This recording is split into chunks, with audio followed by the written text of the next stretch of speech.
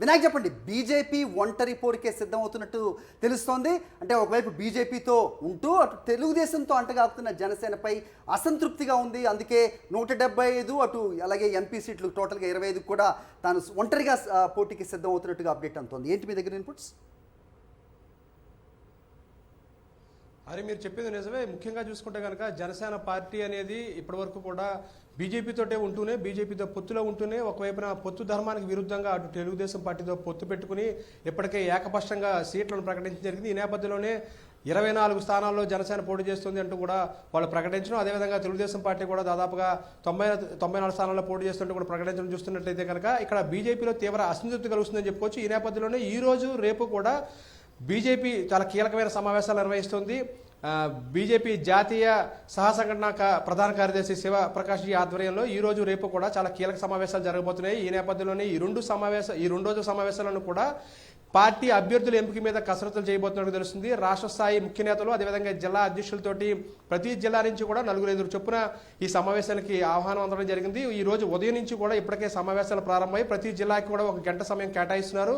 ఇందులో భాగంగానే ఇప్పటికే మనం చూస్తే కనుక అనూహ్యంగా బీజేపీకి సంబంధించి అభ్యర్థులు ఎవరైతే పోటీకి దిగుతారనుకుంటున్నారో వారందరూ కూడా దరఖాస్తులు స్వీకరించిన సందర్భంలో అనూహ్యంగా డిమాండ్ కూడా ఏర్పడిందని చెప్పుకోవచ్చు. సుమారుగా 3200కు పైగా దరఖాస్తులు అసెంబ్లీకి 175 అసెంబ్లీ నియోజకవర్గాలకు కూడా బీజేపీ తరఫున దరఖాస్తులు అందాయి. అదేవిధంగా 1800కు పైగా దరఖాస్తులు లోక్సభ స్థానాలకు 25 లోక్సభ స్థానాలకు కూడా దరఖాస్తులు అయ్యాయి. ఇందులో భాగంగానే ఈ రోజు కసరత్తులో భాగంగా ప్రతి అసెంబ్లీకి కూడా 3 అభ్యర్థులు చొప్పున, అదేవిధంగా ప్రతి పార్లమెంట్కి కూడా 3 అభ్యర్థులు చొప్పున ఈ ప్రతి జిల్లా నుంచి కూడా వచ్చిన అభ్యర్థులతోటి అదేవిధంగా ముఖ్య నేతలతోటి సమావేశం దీనిలో భాగంగా నిర్ణయం తీసుకోబోతున్నారు. ఈ విధంగా మొత్తం 175 అసెంబ్లీ నియోజకవర్గాలకి 3 చొప్పున, 25 పార్లమెంట్కి 3 చొప్పున జాబితాను రూపొందించి అధిష్టానానికి నివేదించడానికి శివప్రకాష్ జీ కసరత్తులు చేస్తున్నట్టుగా మనం చెప్పుకోవచ్చు.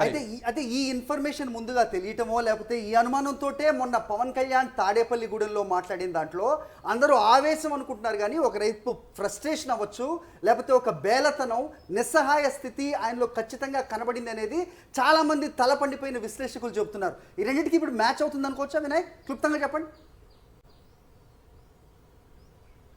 మీరు చెప్పిన దాని ప్రకారంగా మొదటి నుంచి కూడా జనసేనను తెలుగుదేశం పార్టీతో కలుస్తుందనేది వారు చెప్తున్న మాట. ఈ నేపథ్యంలోనే బీజేపీ కూడా మొదటి నుంచి కూడా తమ స్ట్రాటజీ ప్రకారంగానే ముందుకు వెళ్తూ వస్తుంది.